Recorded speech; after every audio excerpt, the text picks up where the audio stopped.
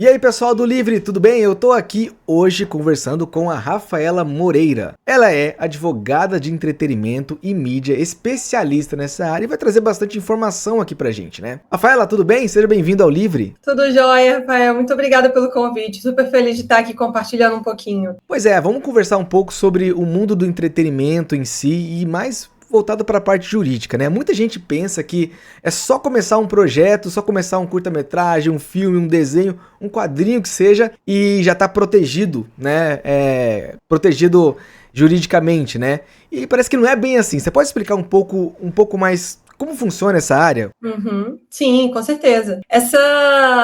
Você levantou um ponto muito bom de, é só começar. E assim, em termos práticos, em termos da lei, realmente ela é uma mãe e fala que você não precisa, por exemplo, de registro para sua obra ter proteção. Então, partindo desse ponto, tá ótimo. Só que você tem que ter também algumas estratégias para comprovar que foi você que fez. Então, aí entra a posição de você ter algum tipo de comprovação, você mandar no cartório, botar numa plataforma blockchain, porque é isso que vai te garantir de alguém parecer com uma ideia similar. Às vezes a pessoa até teve acesso à sua ideia antes, e você vai ter uma data para comprovar. Não, apareça com algum documento antes do meu. Você ter nessa data te dá uma segurança muito maior. Pois é, muita gente, assim, acaba se enrolando bastante e mandando aquele e-mail, né? A pessoa pega um desenho, alguma coisa e manda um e-mail para alguém e isso já garante algum tipo de registro, garante algum tipo de amparo legal com só fazendo isso? É uma prova, toda prova é uma prova, mas a grande questão, assim como o e-mail, assim como o WhatsApp, são coisas que têm a fragilidade da plataforma. Então, se você mandou pelo Gmail e amanhã o Gmail não existe mais, você perdeu a sua prova, perdeu o registro que você mandou essa ilustração. E são coisas que dá para você editar facilmente, né? Você joga no Photoshop, dá aquela alterada e às vezes fica difícil de entender se aquilo é verídico ou não. Então, por mais que seja válido, não é muito seguro. Interessante saber disso. E assim, como é que você vê a parte do cinema no geral, né? No cinema, do entretenimento brasileiro, porque a gente tem uma certa precariedade na hora de começar os projetos, né, no Brasil. É pouco investimento, às vezes a pessoa faz do coração, né? A gente conversou, por exemplo, aqui no livro com o Lucas, que é cineasta, e ele fala que ele faz do coração os filmes dele. E assim, pra quem tá começando assim, vai começar um projeto, vai começar um filme, uma série, um desenho, um quadrinho, alguma coisa voltada pro entretenimento. O que será que essa pessoa, por que a pessoa nunca pensa nessa parte jurídica inicialmente? Geralmente ela nunca vai pensar nessa formata, né? Porque não tem aquela visão de negócios sobre o entretenimento. Será que é por causa disso? Eu acho que a primeira coisa é porque é chato e as pessoas têm medo de lidar. Só que é um problema que vai te seguir. Então, quanto mais você evitar ele, talvez você tá deixando ele crescer. E aí, como você falou, a pessoa às vezes fica do coração e ela tá tão investida ali em fazer, em tirar do papel e procurar ajuda, procurar investimento, que essa parte fica muito de lado. Só que eu já vivi casos onde, por exemplo, a pessoa começou, a coisa andou e tal, e chega um certo ponto que ela percebeu que ela não tem uma autorização que ela precisava ter pegado lá no início, e aí corre o risco da obra cair por causa da falta dessa autorização. Então, olha como que uma coisa que poderia ter sido simples vai virando mais complexa. Eu acho que talvez existe uma falta, uma precarização do setor também, porque tem muita gente que tem o conhecimento, mas é uma bolha, né? E aí quem faz do coração vai fazendo, não tem essa visão muito estratégica, igual você falou, e vai tocando. Nos meus textos aqui no livro eu sempre falo sobre a falta de uma visão de negócios sobre o cinema. Geralmente os cineastas, que eu também vim da área de cinema e tal, já vim dessa área, e geralmente a gente nunca aprende na faculdade a parte mais de negócios, né? A gente sempre aprende mais a parte da arte, do coração e tudo mais, mas acaba nunca aprendendo a visão de negócios, né? Então um projeto já começando com toda a legalidade certinha, com tudo regularizado, né? Claro que tem mais tendência a dar certo, né, esse projeto, né? Com certeza. Você arrumar investidor, por exemplo. Se eu sou uma investidora e você está fazendo um musical que não tem autorização das músicas, eu não vou querer pôr dinheiro na sua obra. Claro, exatamente.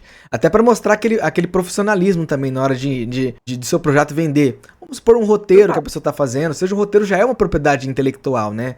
Então, aquilo ali já é algo que a pessoa tem que tomar um certo cuidado, né? Com certeza, com certeza. Nossa, e essa coisa de roteiro, a gente, às vezes, quando tá pensando no audiovisual, pensa aqueles contratos enormes de elenco e de sessão e Rouanet ou com algum patrocinador. Mas, cara, o contratual começa antes. Você vai expor o seu roteiro para alguém, para entrar no projeto. É importante ter, por exemplo, um acordo de confidencialidade, um documento super básico, mas só para combinar assim, ó, ninguém vai vazar isso aqui. E você está admitindo que a ideia é minha e você teve acesso a ela, sabe? E você não vai explorar sem mim. Olha a importância disso, porque até então é uma ideia não tem proteção. Se você compartilhou comigo e eu quiser fazer com outra pessoa, até então eu estou livre para isso, e o contrato impede essa situação. Eu queria falar um pouco também agora sobre a parte de licenciamento, porque hoje em dia no Brasil, né, eu já trabalhei com alguns canais no YouTube, né, como produtor, como desenvolvendo alguns canais, e esses canais, eles acabam fazendo licenciamento de produtos no futuro, né? Por exemplo, brinquedos, camisetas, bonés e coisas, e por aí vai, né? Então, pode falar um pouquinho sobre essa área do licenciamento de produtos? Você conhece alguma coisa sobre isso? Claro, é muito bacana, porque eu acho que quando chega na fase de licenciamento é porque aquilo já virou Deu certo, um universo, né? Você tem a demanda até para outras coisas. A gente vê aí a Disney é um exemplo de sucesso absoluto com isso. E é um trabalho que tem muitas pessoas envolvidas, porque tem quem está licenciando, né, os donos ali da obra, e chegam empresas, parceiros querendo explorar essa obra também, fazer jogos, brinquedos, produtos temáticos, prato, tudo.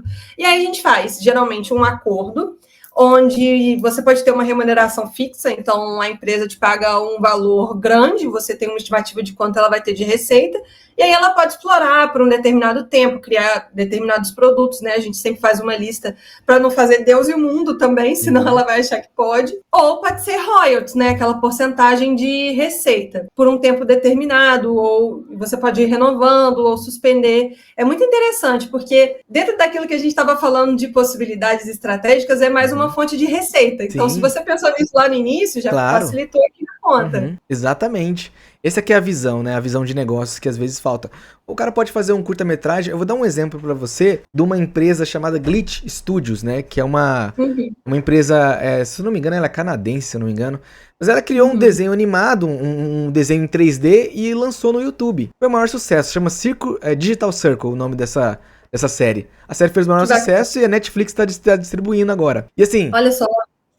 Foi uma coisa muito assim, o cara postou aquele curta-metragem sem saber que aquilo poderia dar certo. Então imagina, você começar já um projeto pensando na visão de negócios em toda a área que ela pode abranger, né? Total. E olha a importância de você... Tem uma coisa que a gente chama de poder de barganha. Quando você está lá no início, você pode negociar muito bem, porque está em aberto. Pode dar muito certo ou pode dar muito errado. Então a pessoa não cresce muito o olho para você.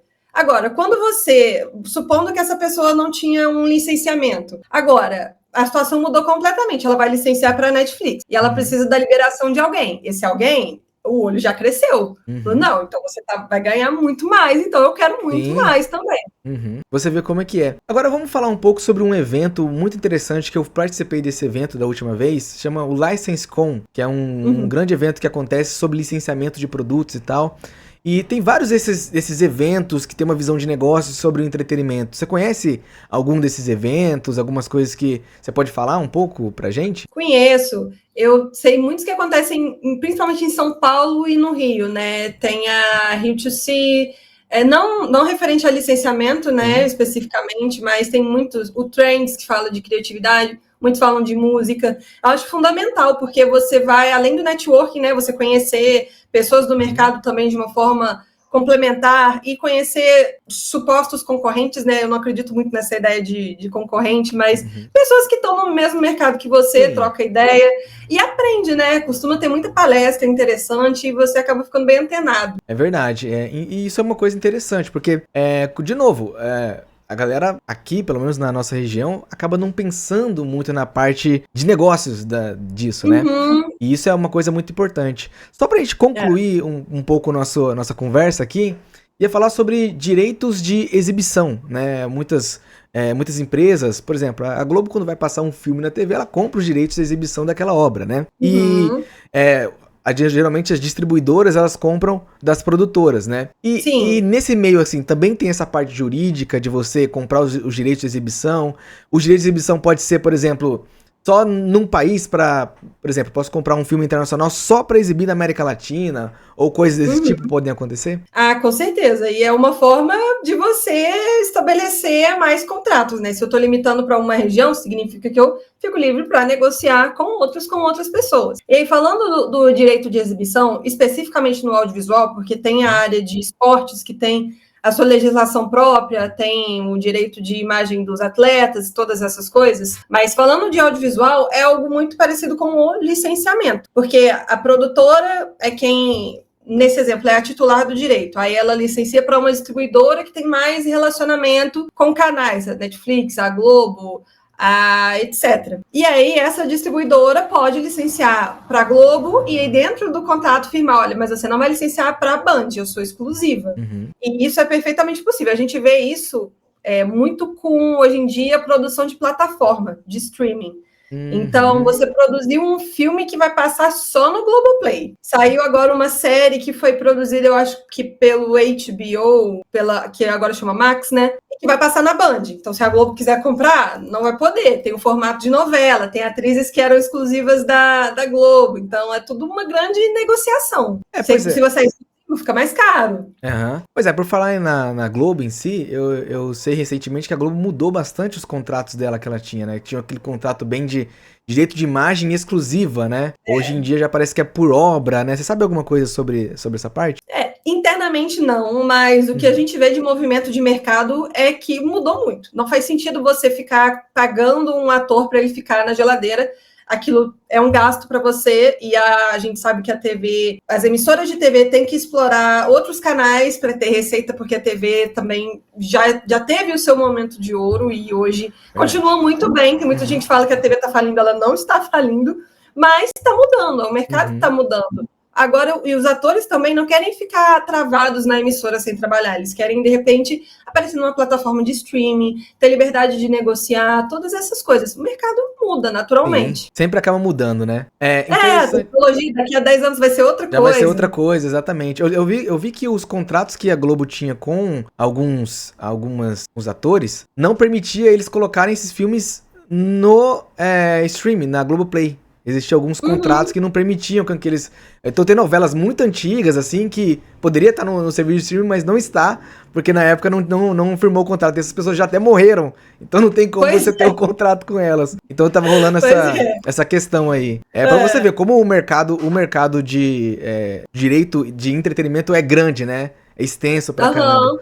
Mas aí vamos falar... E olha que coisa, você vê uma das dificuldades com essas coisas de, por exemplo, música, você tinha contratos que não previam o streaming, Spotify, e hoje é o principal meio de consumo de música. Como é que ficou? Teve uma negociação muito grande em cima disso. Verdade. E como você vê hoje... essa questão da inteligência artificial, né, que hoje já tem inteligências artificiais que fazem músicas e tal, e como é que você vê essa parte do direito de entretenimento se eu coloquei o prompt lá e fiz uma música, mas ao mesmo tempo não foi exatamente eu que fiz, mas também a minha criatividade de colocar o prompt ali também existe. Exato. Então, como que fica essa parte aí? Tem essa discussão. A gente ainda não tem uma conclusão, porque é tudo muito recente e a lei é específica quando ela fala que o autor é uma pessoa física. E uma inteligência artificial é quem faz a obra. E ela não é uma pessoa física. Então, você hoje não tem como reconhecer quem fez o prompt como autor. Mas aí entra a discussão, né? Que tá lá no legislativo, as pessoas estão... mas não teria como reconhecer, de repente, algum nível de autoria para essa pessoa? Talvez a legislação caminhe para essa alternativa. Mas... entra muito também naquela questão de como foi feito o resultado dessa música, né? Porque utilizou a inteligência artificial, foi alimentada como? São obras que já existem. Então, até que ponto a obra tem originalidade também, sabe? Sim. Então, todas essas discussões estão em ebulição sobre quem é titular, a obra é original ou não, porque ela foi alimentada com obras de outros autores, e sem autorização, né? Isso é possível ou não. Então, é uma discussão quentíssima. Exatamente, é uma discussão qualquer coisa que eu falar pode mudar. Exatamente. falando. A gente não finalizou a discussão, ela ainda tá em aberta, né? Pra você ter uma noção, Totalmente. eu experimentei aquela ferramenta, aquela inteligência artificial que faz música, né? E aí eu coloquei Sim, lá, muito impressionante. eu coloquei lá nela assim, faça uma música estilo Bob Marley. Ele fala, não vou fazer, não posso. Tipo, se você colocar o nome de qualquer pessoa, qualquer músico, qualquer coisa, ele não fala. Mas você fala assim, faça uma música de reggae, mais ou menos assim, aí ele consegue fazer. Mas se você falar uma palavra ou uma voz que O você já... nome. É um nome específico, ele não produz. Deve ser pra se resguardar juridicamente, né? Nossa, eu amei essa alternativa, porque aí ela te coloca para pensar. Não é reggae Bob Marley, é reggae o que você quer. Isso, é. Ele não deixa você fazer. Se você colocar alguma coisa, alguma palavra ou alguma coisa, ele já bloqueia, né? É bem interessante Sim, isso. ótimo. Mas aí, finalizando um pouco o nosso papo aqui, eu queria falar um pouco sobre você. Qual que são as áreas que você atende, claro, dentro do entretenimento, mas vamos supor alguém que esteja nos assistindo aqui, né, do site O Livre, e queira entrar em contato, queira falar com você, o que você pode atender essa pessoa que é ligada ao entretenimento e que quer aí buscar uma advogada de entretenimento, especialista na área. Olha, muito obrigada pelo espaço, né? E assim, se você tá na indústria criativa, muito provavelmente eu consigo te ajudar com algum ponto, principalmente relacionado a contrato. Eu já trabalhei, por exemplo, muito com influenciador, com produtora de filme, com gente que faz animação, com agência de publicidade, artistas independentes, músicos, selos, marca de roupa. É uma gama extensa, todo mundo que está na indústria criativa. E arquiteto. Eu acho que são áreas que cada uma tem a sua particularidade, mas tem aquela essência de... Cada uma tem a sua particularidade, mas todas têm a essência da lei de direitos autorais. E disso eu sei falar bem. Beleza, então, o seu Instagram você pode passar pra gente gente compartilhar aqui? Com certeza. Rafaela com PH MRR. Moreira sem vogais. Ou então pode digitar também na pesquisa ali também, né? Consegue encontrar. Isso. Tô no Instagram, tô no TikTok, tô no LinkedIn, é só me achar. Maravilha, pessoal do Livre. A gente comentou aqui um pouco fizemos esse bate-papo. Se você tá nos assistindo aí, por favor, se inscreva no nosso canal, dá um like e você também pode comentar, fazer o seu comentário aí que eu leio todos os comentários aqui do nosso site. Eu acho muito bacana. Já ficando por aqui e até a nossa próxima conversa. Obrigada, até mais.